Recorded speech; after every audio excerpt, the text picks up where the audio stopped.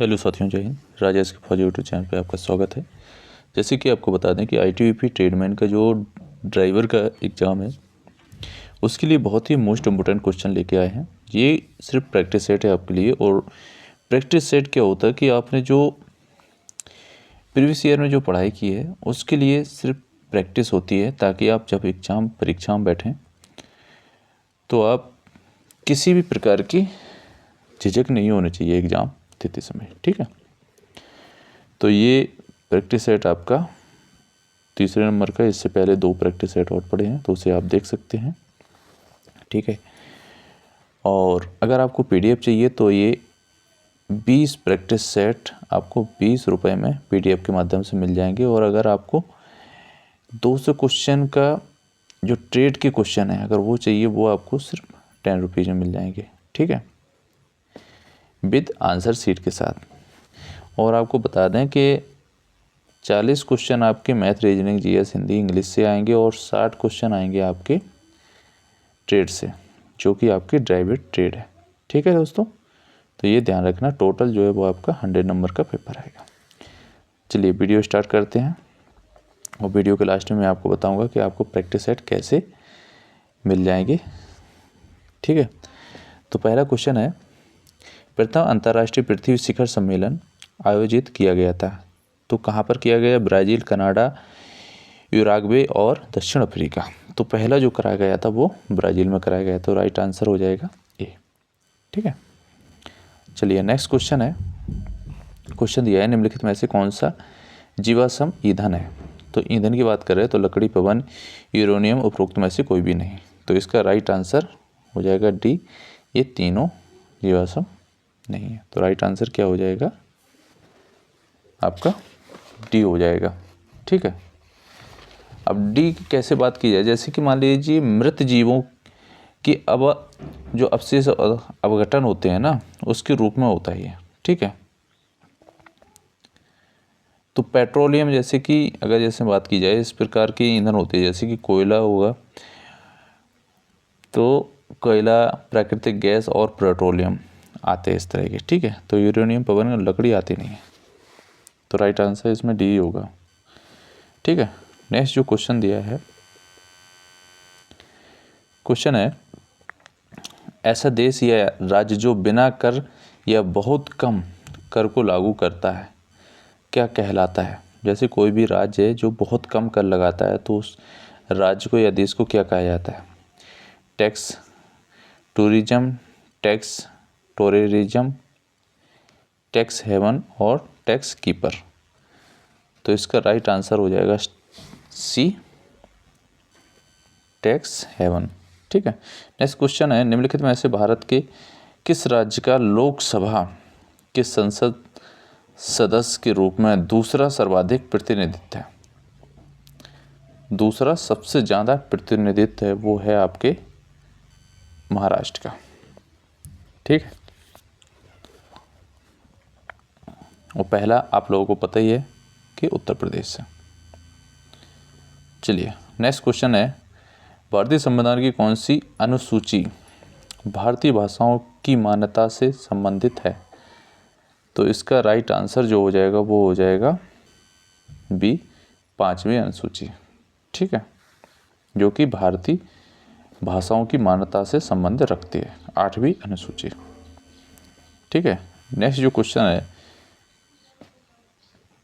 Question दिया है, जनगणना 2011 के अनुसार भारत के किस राज्य का अनुसूचित जनजाति, यहाँ पढ़ना, जनजाति जनसंख्या का प्रतिशत अनुपात सर्वाधिक, यानी कि सबसे ज़्यादा 2011 की जनगणना के अनुसार सबसे ज़्यादा अनुसूचित जनजाति किस राज्य में पाई जाती है? सीधी सिंपल भाषा में तो वो है आपकी मिजोरम राज्य में सबसे ज़्यादा अनुसूचित जनजाति पाई जाती है, वो कि परसेंटेज में। ठीक है, नेक्स्ट क्वेश्चन है, वर्तमान में भारत के राष्ट्रीय महिला आयोग की अध्यक्ष कौन है? महिला आयोग के अध्यक्ष की बात कर रहे हैं तो इसका राइट आंसर हो जाएगा डी रेखा शर्मा। ठीक है। और राष्ट्रीय महिला दिवस कब मनाया जाता है ये आप लोग कमेंट करके ज़रूर बताइएगा। ठीक है। नेक्स्ट क्वेश्चन है, मुगल व राजपूतों के बीच खानवा का युद्ध कब हुआ था? तो मुगल और राजपूतों के बीच खानवा का जो युद्ध हुआ था वो हुआ था आपके 1568 में। ठीक है। चलिए नेक्स्ट क्वेश्चन है, गांधी जी द्वारा दांडी यात्रा प्रारंभ की गई थी। जो गांधी जी द्वारा दांडी यात्रा प्रारंभ की गई थी वो की गई थी आपकी 12 मार्च 1930 में। ठीक है। वो आरंभ कैसे की गई थी, वो किस लिए की गई थी? ठीक है। तो ये इसका कारण था नमक कानून के लिए। ठीक है। तो ये चीज़ें ध्यान रखना, नमक कानून को तोड़ना था। ठीक है। तो राइट आंसर सी हो जाएगा। चलिए नेक्स्ट जो क्वेश्चन है वो क्वेश्चन है, स्वतंत्रता के पश्चात भारत के प्रथम गृह मंत्री कौन थे? गृह मंत्री की बात कर रहे हैं। तो स्वतंत्रता के बाद पहले जो गृह मंत्री थे वो थे आपके सरदार वल्लभ भाई पटेल। ठीक है दोस्तों, ये हो गए आपके जीएस के क्वेश्चन। अब आ गया आपका मैथ के क्वेश्चन। तो चलिए मैथ के क्वेश्चन आपको सॉल्व कराते हैं। जैसे कि आपको देख रहा है 10 की घात 27 और ये क्या है, भागित में है। ठीक है, ध्यान रखना प्लस नहीं है। और 10 की घात 24 का मान क्या होगा? तो इसमें एक फार्मूला लगा लेते हैं, जैसे कि am प्लस an बराबर am माइनस n। ठीक है। तो बराबर 10 की घात 27 माइनस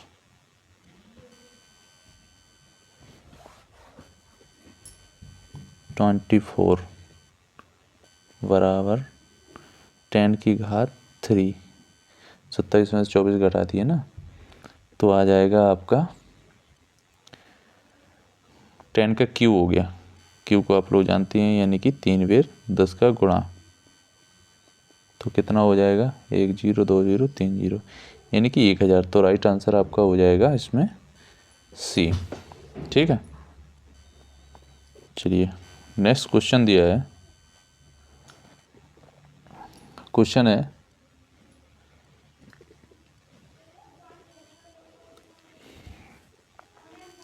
8 माइनस 1/3 के बराबर है। तो किसके बराबर होगा? तो इसको आप ऐसे सॉल्व कर सकते हो, जैसे कि मान लीजिए 1/1 8 3। ठीक है। इसको आप फार्मूले में रखोगे तो a माइनस m बराबर 1/am। ठीक है।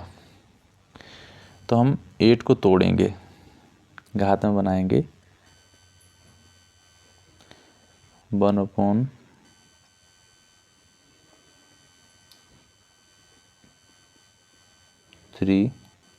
बराबर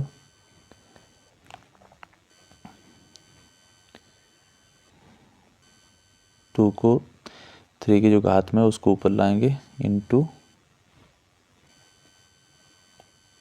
3। तो ये आपका क्या आ जाएगा,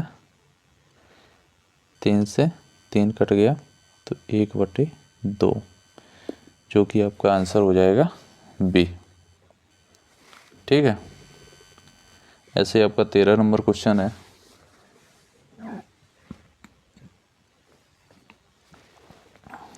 13 नंबर क्वेश्चन को, जैसे कि मान लीजिए कोष्टक में बंद Q का मान पूछा गया है इसमें, तो इसको जब बाहर निकालेंगे, सॉरी 8 है ना, 8 इंटू 8 3 बार हो गया, तो इसमें सभी घात समान हो गई हैं आपकी, ठीक है। तो इसका राइट आंसर 13 का हो जाएगा ए। 8 इंटू 8, ठीक है। तो राइट आंसर ये हो गया। ऐसे ही 14 नंबर क्वेश्चन है,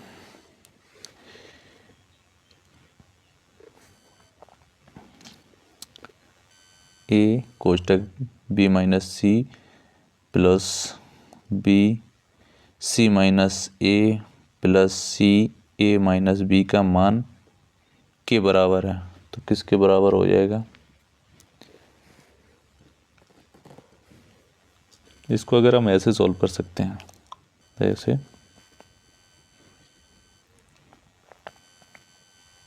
ए B minus A C plus B C minus A B plus C A minus B C, इस सारे कट के आपको 0 हो जाएगा, तो आपका राइट आंसर ये बन जाएगा, ठीक है। चलिए 15 नंबर क्वेश्चन देखते हैं। 15 नंबर क्वेश्चन है, यदि ये बराबर 4 है तो ए प्लस रूट ए का मान के बराबर है। तो ए बराबर क्या है आपका? ए बराबर है 4, ठीक है। तो रूट ए बराबर रूट 4, रूट से बाहर निकालेंगे तो क्या आ जाएगा? 2, ठीक है। तो ए प्लस रूट ए बराबर 4 प्लस 2 6, तो इसका राइट आंसर हो जाएगा सी, ठीक है। चलिए 16 नंबर क्वेश्चन दिया है, कोष्टक में 8 इंटू 291 इंटू 125 का मान क्या होगा?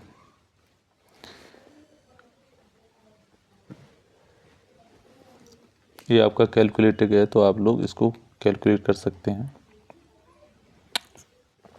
इजी बनाने के लिए जैसे कि मान लीजिए सबसे पहले इन दोनों का गुणा करा दीजिए, फिर उसके बाद 125 का, ठीक है।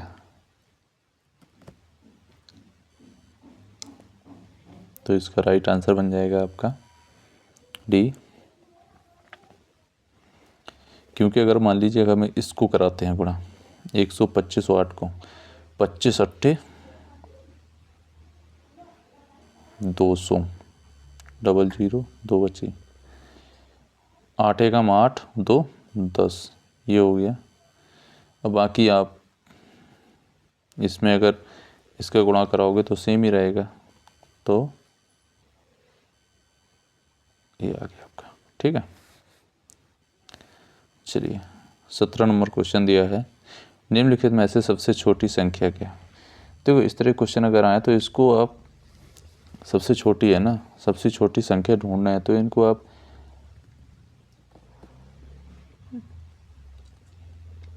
देखो मान निकाल के ही करना पड़ेगा इसको, ठीक है। मान निकालने के लिए जैसे कि मान लीजिए हमें अगर इसमें भाग देना होगा तो क्या करेंगे? 0 लगाएंगे, ठीक है।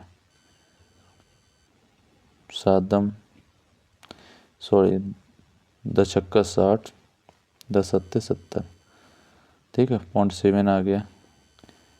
इसमें करेंगे 9 7 63, 9 8 72, तो 9 7 63, फिर 7 बचे, 9 7 63, अब्लिक चलता रहेगा। फिर यहाँ पे 0 लगाएंगे तो 11 66, 66 के बचे, 4 बचे, 11 3 33, 0 लगाएंगे, 12 6 72, 12 5 60, 60 हो गए। फिर 10 बचे, 0 डबल 0 12। तो सबसे छोटे में जैसे आप देखोगे तो सबसे छोटी यही आ रही 7, ठीक है। तो इसका राइट आंसर आपका डी बन जाएगा। चलिए नेक्स्ट क्वेश्चन दिया है, निम्नलिखित में से कौन सी संख्या पूर्ण वर्ग नहीं है। नहीं, ये ध्यान रखना, ठीक है, नहीं पूछा, पूर्ण वर्ग नहीं है। तो इसमें दिख ही रहा है, इसमें कोई पूछने की बात ही नहीं है, क्योंकि 100 जो है वो आपका 10 का है, ये आपका 11 का, ये आपका 6 का है, ये किसी का नहीं है। तो राइट आंसर इसमें बी हो जाएगा, ठीक है। चलिए नेक्स्ट क्वेश्चन दिया है, 120 के अंकित मूल पर 12.5% की छूट बराबर रुपए में होगी। ठीक है, कोई बात नहीं, बहुत ही इजी क्वेश्चन है।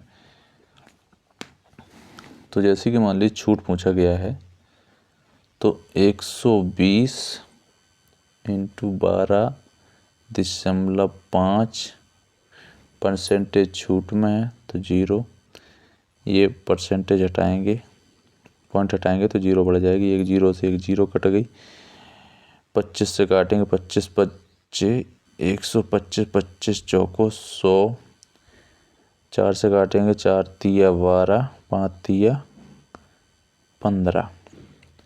तो इसका राइट आंसर हो जाएगा ए, 15 रुपए में होगी। ठीक है दोस्तों, चलिए नेक्स्ट जो क्वेश्चन दिया है 20 नंबर क्वेश्चन है,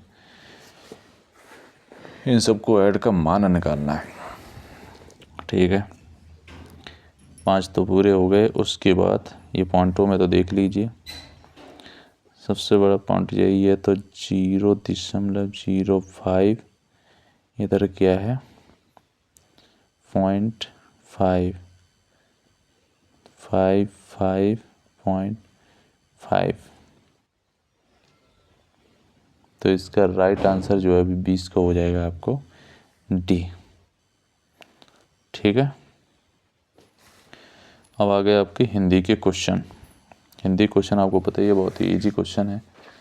ठीक है, हिंदी इंग्लिश इसमें इजी आती है, तो आप लोग घबराइए नहीं। जैसे कि पहला क्वेश्चन दिया है हिंदी का, जो अव्यय शब्द दो पदों, पदबंधों या अपवाक्यों को जोड़ने का कार्य करते हैं, उन्हें क्या कहते हैं। क्रिया विशेषण, समुच्चय बोधक, संबंध बोधक या विस्मयादि बोधक। तो इसका 21 का राइट आंसर हो जाएगा बी, समुच्चय बोधक। ठीक है, चलिए नेक्स्ट क्वेश्चन है, दो शब्दों के परस्पर मेल से बने तीसरे शब्द को कहते हैं। समास, संधि, व्याकरण, विकार। जो दो शब्दों के परस्पर मेल से बनते हैं वो तीसरे शब्द को बोलते हैं समास। ठीक है, नेक्स्ट क्वेश्चन है, चपल शब्द का उचित विलोम क्या है। विलोम पूछा है, विलोम आपको पता ही है कि उल्टा होता है, तो इसका राइट आंसर हो जाएगा बी, गंभीर। ठीक है, नेक्स्ट जो क्वेश्चन दिया है, क्वेश्चन दिया है, प्रिय विशेषण के साथ प्रयुक्त होने वाली संज्ञा नहीं है। प्रिय विशेषण के साथ प्रयुक्त होने वाली संज्ञा नहीं है, तो क्या नहीं है, 24 का राइट आंसर हो जाएगा डी, वेरी। ठीक है, चलिए नेक्स्ट क्वेश्चन है, क्वेश्चन दिया है, निम्नलिखित वाक्यों में से किस वाक्य में सर्वनाम का अशुद्ध प्रयोग हुआ है। अशुद्ध प्रयोग हुआ है, 25 का राइट आंसर हो जाएगा सी, मैं तेरे को एक घड़ी दूंगा। तो इसमें सही जो होगा वो होता मैं तुम्हें एक घड़ी दूंगी। ठीक है, चलिए ये आपका पैसेज टाइप का आ गया। पैसेज में देखो क्या है कि चलो मैं पढ़ के बता देता हूँ, बट क्या है ये टाइम टेकिंग होता है, ये आप लोग खुद भी पढ़ के इसको देख सकते हो। जैसे कि इसमें क्या है, जैसे कॉर्बेट राष्ट्रीय उद्यान दिल्ली के निकट स्थित है। यह हिमालय की निचली श्रेणियों में रामगंगा नदी की घाटी में है। दिल्ली वासी सड़क मार्ग से बड़ी सरलता से यहाँ पहुँचते हैं। वे कुछ रास्ता रेलगाड़ी से और शेष सड़क मार्ग से भी तय कर सकते हैं। कॉर्बेट राष्ट्रीय उद्यान का निर्माण 1936 में हुआ था। यह भारत का पहला राष्ट्रीय उद्यान था।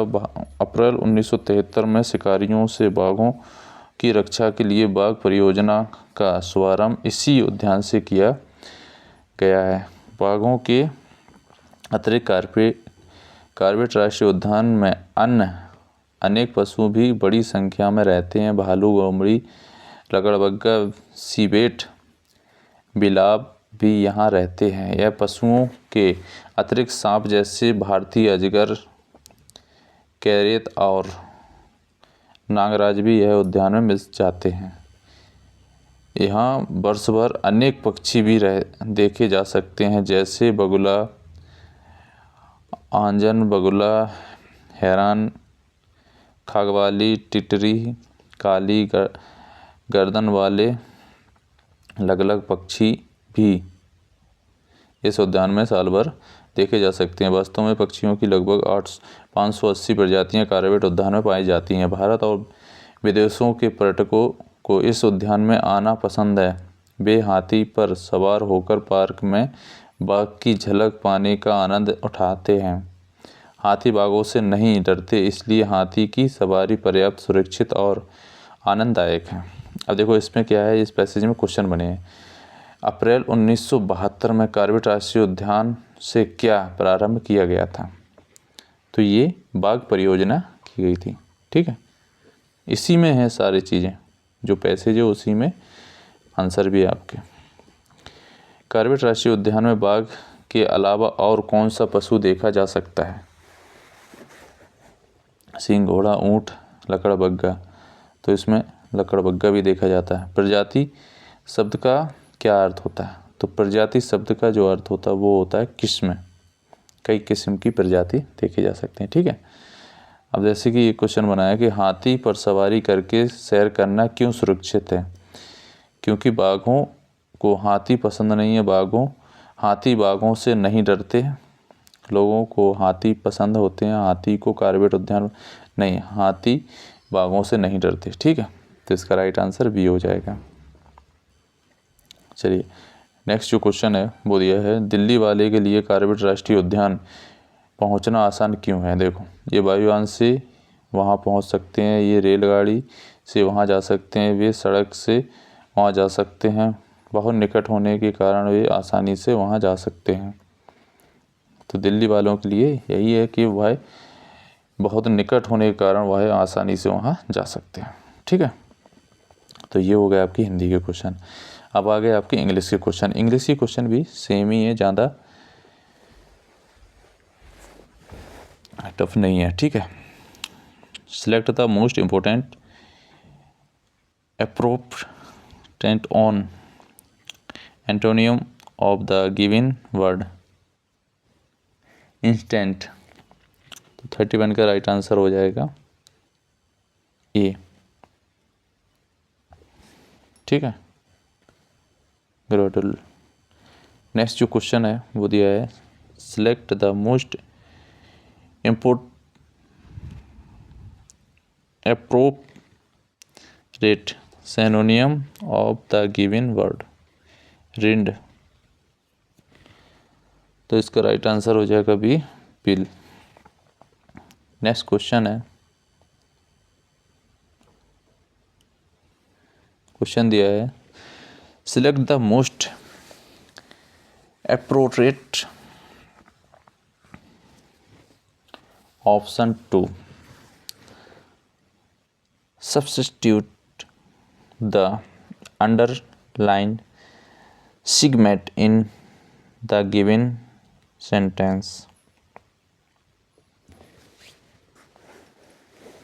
my sensitivity and patience drove me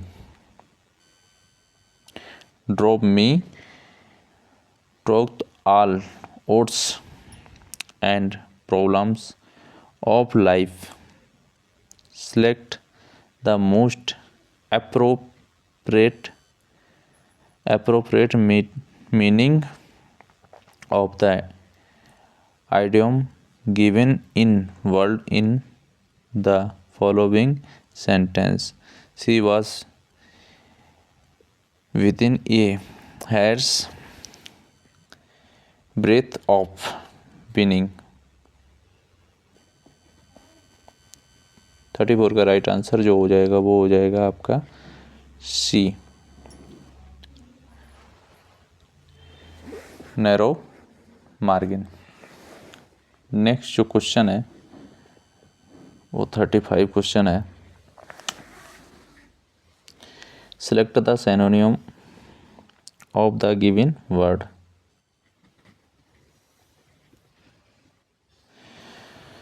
तो कॉम्बरसोम का हो जाएगा आपका ए, हैवी।